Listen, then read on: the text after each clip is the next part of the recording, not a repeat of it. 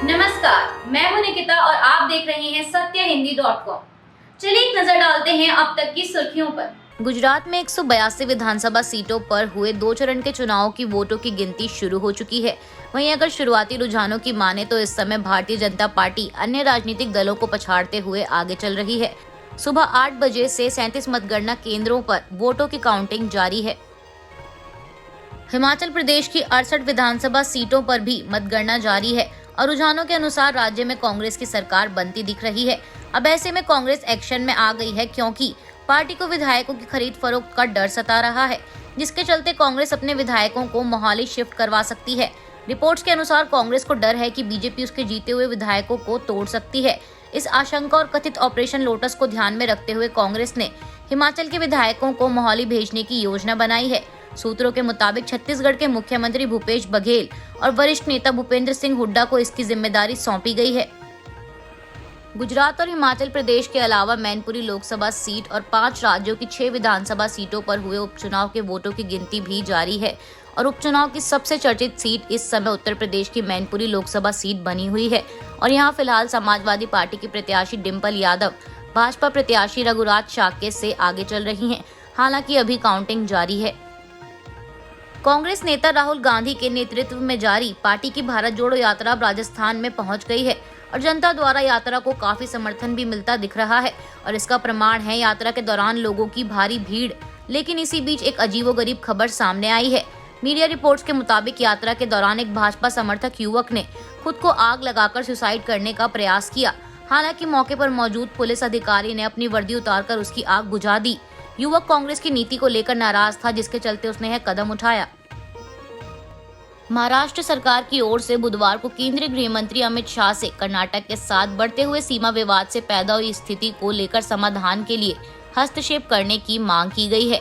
महाराष्ट्र के उप मुख्यमंत्री देवेंद्र फडणवीस ने कहा कि उन्होंने केंद्रीय गृह मंत्री अमित शाह से बात की और उन्हें पिछले 1 हफ्ते में कर्नाटक के साथ हुए सीमा विवाद से जुड़े घटनाक्रम की जानकारी दी।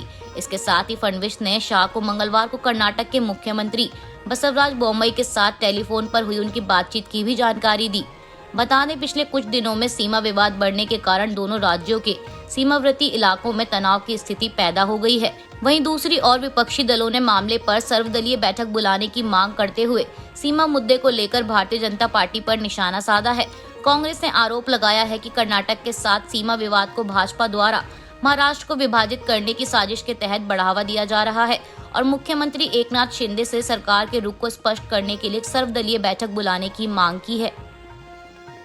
महाराष्ट्र और कर्नाटक के बीच बढ़ते सीमा विवाद को लेकर उद्धव ठाकरे गुट के नेता संजय राउत ने केंद्र पर कड़ा हमला बोला है। राउत ने केंद्र सरकार पर निशाना साधते हुए कहा, सीमा पर हिंसा की घटनाएं दिल्ली के समर्थन के बिना नहीं हो सकती हैं। इसके साथ ही उन्होंने बेलगावी को केंद्र शासित प्रदेश घोषित करने की भी मांग की। संसद का शीतकालीन सत्र कल यानी 7 दिसंबर से शुरू हो गया है।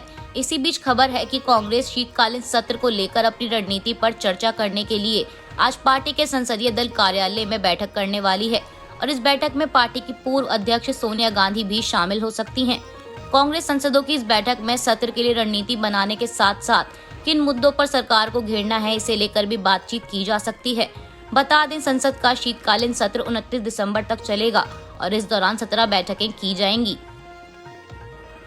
मध्य प्रदेश के बोरवेल में गिरे 5 साल के तन्मय को 40 घंटे की मशक्कत के बाद भी अब तक बाहर नहीं निकाला जा सका है।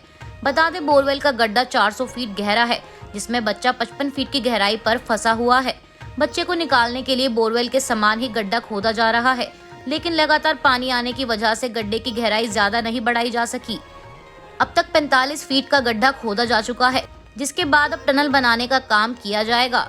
कलेक्टर अमनबीर सिंह बैंस ने बताया कि सुरंग बनाने का काम आड़े बोर की मशीन से किया जाएगा। यह मशीन जहां तक काम करती है वहां तक मशीन से ही सुरंग बनेगी।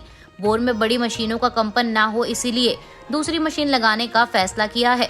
बच्चे को बाहर निकालने के बाद पहले CHC आठनेर ले जाएंगे, वहां से ICU शिफ्ट किया जाएगा, लेकिन फिलहाल अंदर से कोई रिस्पॉन्स नहीं आ रहा है।